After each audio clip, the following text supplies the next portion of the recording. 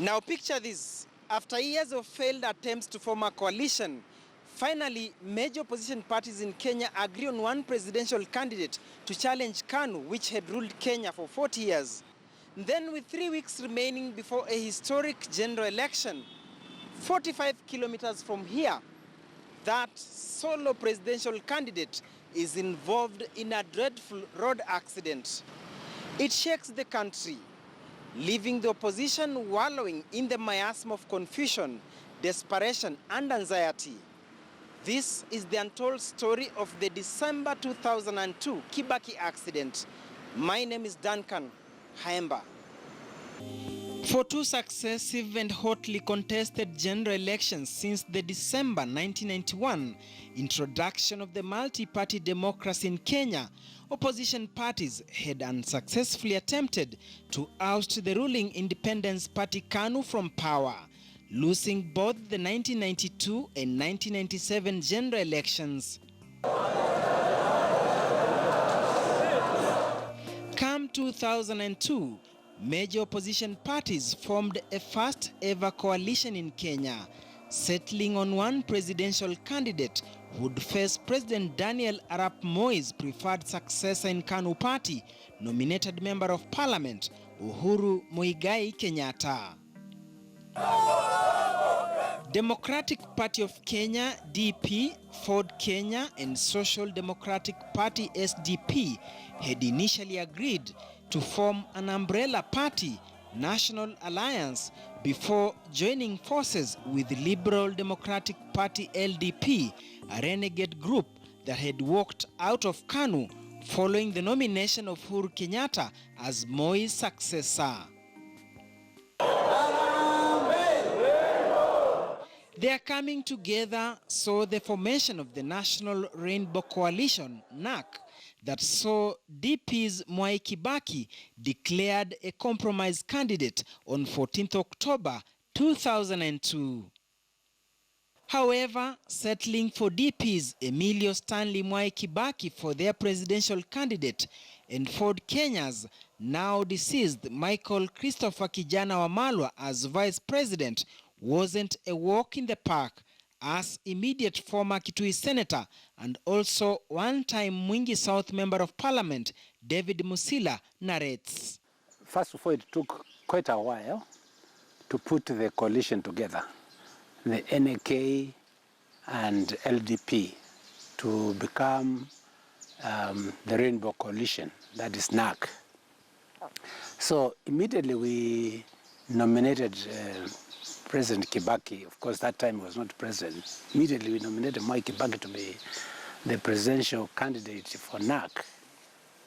Now it was just about 3 months to go to the general elections, and therefore everyone was keen to have the presidential candidate visit his area. And Kalonzo Musyoka and I made efforts to get Kibaki to come to Kitui and Mwingi.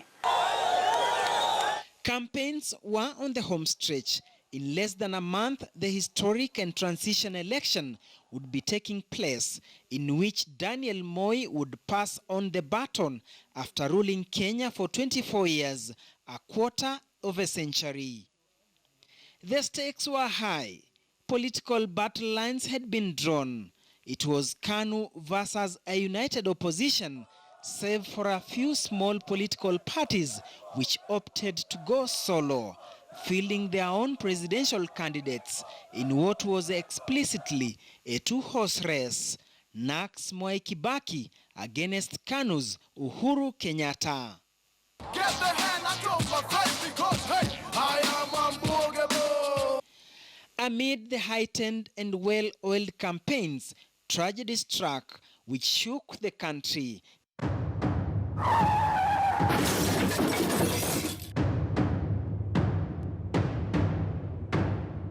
On the evening of Tuesday, December 3rd, 2002, opposition's main presidential candidate Mwai Kibaki was involved in a nasty road accident as he rushed back to the capital, Nairobi, from Lower Eastern region, where he had pitched tent for 2 days campaigning in then Mwingi and Kitui districts. On that fateful evening, Kibaki had a 7 p.m. appointment in Muthaiga. Time was running out. So it was sort of a rushed rally, because he hinted to me that he had to go to Nairobi. He had an appointment at 7 o'clock at Muthaiga Club. And therefore we hurried and finished our rally very quickly and set off for Nairobi. Kibaki's car was ahead, followed by Raila, and I was third, because the rest of the people decided to remain behind in their constituencies. And so I was obliged to escort my guests. So we came all the way, Kibaki leading, followed by Raila, and I was third. We passed Machakos at around 6 o'clock in the evening. And somewhere on the way, I overtook Raila, and therefore my car was now second. Kibaki's and mine. Raila's was behind. Now, as you reach the junction, Machakos Junction, there is a curve as you enter the main road. It's not straight. Now, when I reached there, I think I was quite behind, because my vehicle could not catch up with Kibaki's. I saw two bodies along the road and a matatu, and a crowd was milling into the area. Well, I decided that we move on, because I had to follow Kibaki. So we now went into the main road, the main highway, Nairobi-Mombasa highway, and so turned towards Nairobi and now started accelerating towards Nairobi. Then one of my aides said, I think we better stop. Something is happening on that direction. And I said, no, let's move on, because Kibaki is ahead. So, but this aide insisted that, please, let us stop and find out what's going on there. Too many people rushing there. I said, okay, let's stop. We stopped. And they said, okay, go and find out what's going on. This young man came running to me and said, ni gari ya Munene's car. I said, which Munene? He said, Kibaki. I was shocked. Kwa kawaida ya VIP wengi wanakaa gari ya left, lakini hiyo siku alikuwa amekaa mbele ndio asalimie watu tukipita, asalimie watu. So accident ikifanyika hakuwa amemaliza kusalimia watu ndio arudi nyuma kwa kiti yake, mimi niende mbele. Corporal David Wambugu was Mwai Kibaki's security detail on that fateful Tuesday evening. So wakati tulifika hapo junction, palikuwa ndio Shumvi, ndio kuna watu watatu walikuwa wanavuka kwa barabara. So ndio walitu disrupt. So gari tulikuwa nayo ambayo ilikuwa ni KAH 016G ambayo ni private vehicle ya Mheshimiwa Mwai Kibaki, ikagonga wale watu. Kutoka hapo gari ika lose control. Ndio gari ikaanguka kama tatu. Kutoka hapo ikaruka baada ile nyingine ya barabara. Tukagonga kikigi ya stima. Kikigi ikavunjika, tukaingia kwa shimo. This is the Range Rover KAH 016G they were traveling in, and it had 4 occupants: the driver, 2 security details, plus Mwai Kibaki himself. Mimi na mzee ndio tulimia zaidi. Kwa sababu mimi siko nimefuga mshipi. Kwa sababu kama training zetu wenye tumefundishwa kwa VIP protection, you are not supposed to be in your safety belts. Kwa sababu kama emergency ikitokea kusaidia your VIP, unamsaidia haraka. So that's why I was not in my safety belts. The sight was something you would never want to see.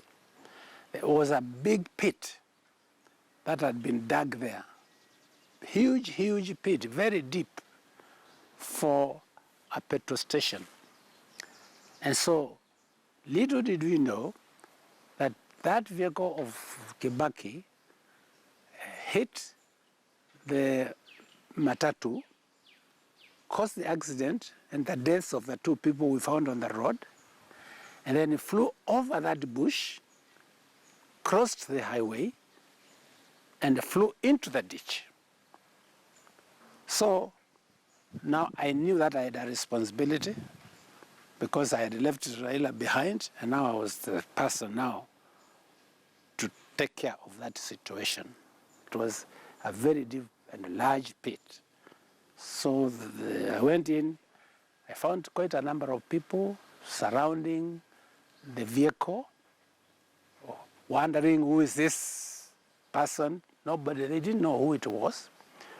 But one of the guards, security guards of Kibaki jumped into the pit just before me and tried to control the crowd. In fact, he had to pull a gun to tell people, do not come near. The accident occurred at the Machakos turnoff along the Nairobi-Mombasa highway when Mwai Kibaki's Range Rover plunged into a ditch at a construction site as his driver swerved in an attempt to avoid ramming into 2 PSV matatus that had collided. 2 people ate out to one of the matatus and a passenger were killed on the spot. Ilo severely, alafu dakika mwisho ikavuka kwa mpaka ile barabara ikiwa ikilolo tu ikavuka kwa barabara. Hiyo shimo ilikuwa shimo ya petrol station, ilikuwa inajengwa. What I saw was very shocking. You could not even recognize Kibaki because the airbags had blown out, and I think there were many around the vehicle, and there's powder-like, kama unga ya mahindi, on the face, so you could hardly know who it was. Some people were standing at the bank across, so I organized them so that they could receive Kibaki as we lifted him up. So we lifted him up, and I jumped again out of the pit so that I could now go and coordinate the transfer into the vehicle. With darkness setting in, Kibaki, the opposition presidential candidate, had been pulled from the wreckage. They needed to rush him to hospital.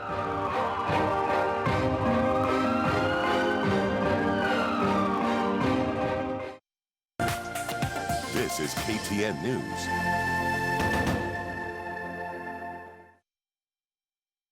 Bet, huge jackpots, big winnings. Achieve your best today with 200% bonus on the first deposit. All bets on sports. What is fair? Huge winnings. What is fair? High odds. What is fair? Fast pay. What is fair? What is fair? Bookmaker Company. Hii usikose Radio Maisha End of Year Rumba Night katika Carnival. Jitokeze ufurahie midundo mizito mizito ya rumba kutoka Le Grand DJ Mato Sibor, DJ Darius, DJ Wati na DJ Works. Burdan inaanza saa 12 jioni. Ambia rafiki, aje na rafiki. Kiingilio ni shilingi 300. Rumba is rumba.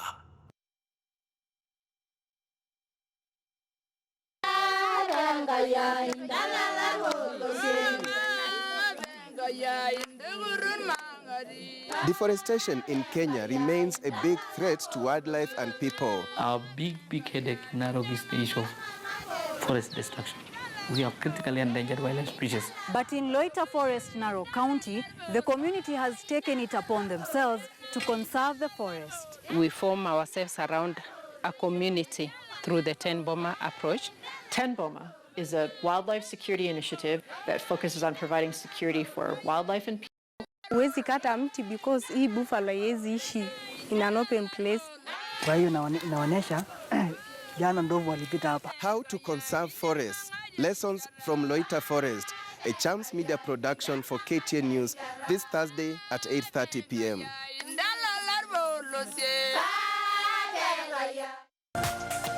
This is KTN News.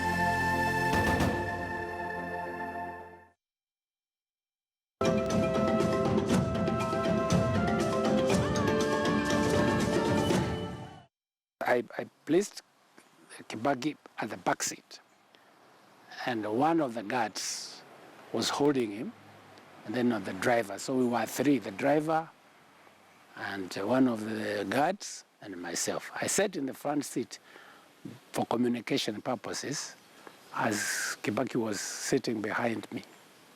So one of the guards advised me that there could be a telephone number in the glove compartment of the vehicle. And sure enough, when I opened it, I found an AMREF telephone number. And I called them. I explained to them that I am with our presidential candidate. He has been involved in an accident, and therefore I need an ambulance quickly. Well, first I want to say that there was no adequate network communication. The network was not there, so it was just cutting disconnecting as we were talking. Now, the ambulance, AMREF ambulance, told me that they will not be there before 30 minutes. They say they can only be there within 30 minutes. And so I told them that I could not wait. I was going to drive on with my patient until we meet. So we agreed, okay, drive on, we meet halfway or something like that. Former senator, who was now in charge of Kibaki's rescue mission, was given strict instructions by AMREF doctors to keep engaging the victim. They advised me to talk to Kibaki continuously to avoid him getting into shock. So that was my preoccupation of engaging, talking to him about things, assuring him. I remember telling him that, you know, we have done a lot of work and we have very short time remaining before you become president, and therefore I don't believe God can allow anything bad to happen, so keep on, we are going to get there.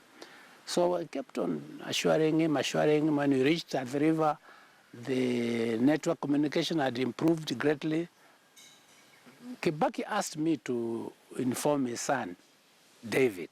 David had been with us in Kitui. He was far, far behind. So in a nice manner, I told him Mzee had been involved in an accident, but it's okay. Follow us, we are going to Nairobi Hospital. He also asked me to call Dr. Gikonyo. He's a personal physician, and inform him. I talked to Gikonyo, and he told me that they would be waiting for us. So we drove on to the accident casualty area, and I was delighted to see two lines. One line led by Dr. Gikonyo with a team of doctors, another line led by Mudi Awori and Raila Odinga. I don't know how Raila managed to overtake us because I left him behind, but there was Raila with the NARC team waiting for us. And now you came back. Dr. Dan Gikonyo, a cardiologist, was then a consultant at Nairobi Hospital and also family doctor to the Kibakis. So we took him in a wheelchair, I brought him into the hospital, and we did all the necessary scans, and we were able to establish all the various injuries. The difficult bit was now it was getting dark, and there was the media there, and they expected us to explain to them in detail what had happened. He has not suffered any major injuries. He's fully conscious, he's aware of what's going on. He hasn't had any major injuries to his head or chest. He unfortunately has had a fracture of the upper right arm and a dislocation of the right ankle. Wambugu says he regained his consciousness several hours later while in Nairobi Hospital. Nilikuwa bado na uchungu mwingi kwa mwili na nikasema nataka kuona, nikauliza kama mzee ako hai. Ndio nikaambiwa ako hai. So nikasema nataka kudhibitisha kama ako hai. So nikapelekwa na kwa trole mpaka pale alikuwa. Kibaki had suffered a fractured right arm, dislocated ankle and injured neck, which sent the opposition into a panic mode. He was flown to West London's North Wellington Hospital for specialized treatment. The difficult bit actually was the flight to England. Because here we are here with a very important client who is injured, and we have to travel with him to England, and we didn't have our own control. You know, when you're not the president, you can't say how to travel. So we are traveling as lay people. And I remember asking for some seats in Kenya Airways. And the Kenya Airways people, I must say, they were not very cooperative. You know, remember you still had an old government, and we were the new government challenging the old government. They were not very cooperative. And they gave us 3 seats at the back of the plane. And I remember Honorable Raila Odinga, who was with us in that movement, I said, no, we cannot put our president in the back of the plane. We must put him in first class. And when we got there, the Kenya demanded that then if you're going to go to first class, we must pay. And I remember all this was done by Raila Odinga. And he was there and he said, if you're going to pay, we are going to pay. And we must get seats on the front of the plane. The difficult thing was how to get a stretcher onto the front of the plane. The aisle is not wide enough to carry a stretcher. And I still remember, I have a lot of respect for Raila. He came with some young men, about 8 or 9 of them, and they carried that stretcher across that aisle to the front on their knees. They went on their knees, they carried the stretcher up on their hands, and on their knees they went from the entrance to the front seat of the plane. I've never forgotten. And we were able to place the oncoming president in a comfortable position in first class, and then we traveled to England. They say when it rains, it pours. As the main opposition presidential candidate continuing receiving treatment, and with the 2002 general election in less than 2 weeks' time, his running mate Kijana Wamalwa was also taken ill, and they had to be admitted in the same hospital in London, causing more panic and political tension among their supporters back home in Kenya. We received call that the then to-be vice president, Honorable Wamalwa, had come for a conference and was taken ill in his hotel. So because we were already in this hospital, we were able to bring him over to the same hotel, and to the same hospital, and he was also hospitalized at the same time. I actually remember President Moi coming to visit us in Wellington. On his way, I think he had traveled to the US, and he passed by and came to say pole to Moi Kibaki and Wamalwa at the same time. The remainder of his presidential campaign was conducted by Kijana Wamalwa, NARC's vice president designate, and Raila Odinga. Come December 27, 2002, Kibaki won the presidential election with a decisive landslide victory, garnering 62% over KANU's Uhuru Kenyatta, who got 31% and was sworn into office while on a wheelchair. Mimi Mwai Kibaki naapa kwamba nitatenda kazi zangu za urais wa Jamhuri ya Kenya kwa uaminifu na kutimiza wajibu wa kazi hizo. Ewe Mwenyezi Mungu unisaidie. The swearing in was very interesting also, because we weren't quite sure that it was going to be sworn in or not. There was rumors it would be postponed, there was what.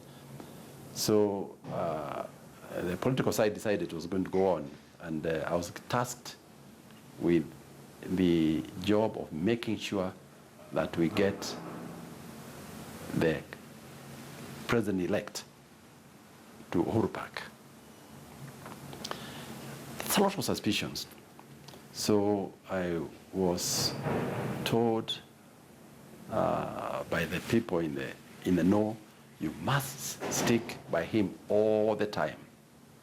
The plan was that when we got to the park, we would hand him over to the military and they would take him to the days.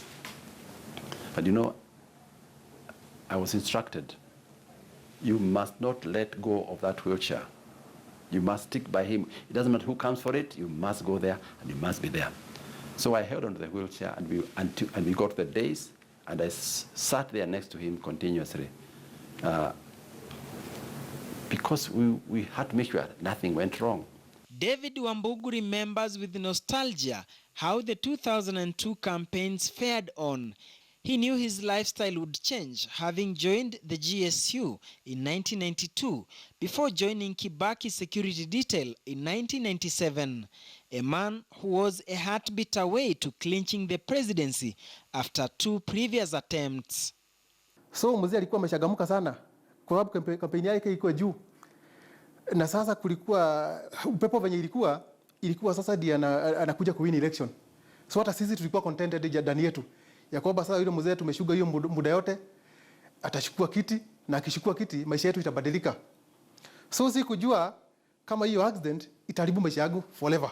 However, for Corporal Wambugu, the accident marked the beginning of a chain of tribulations. Ile majirani nilipata ni ya mguu. Nikavunjika mguu. Kutoka hapo nilikuwa nimegogwa sana. Alafu kichwa. Before that accident, I was not a stammerer. Nilianza kustama kutoka na hiyo ajali. Nilikuwa naongeaga fluently. Lakini kutoka hiyo wakati hizo effects nikaanza kustama. Yeah.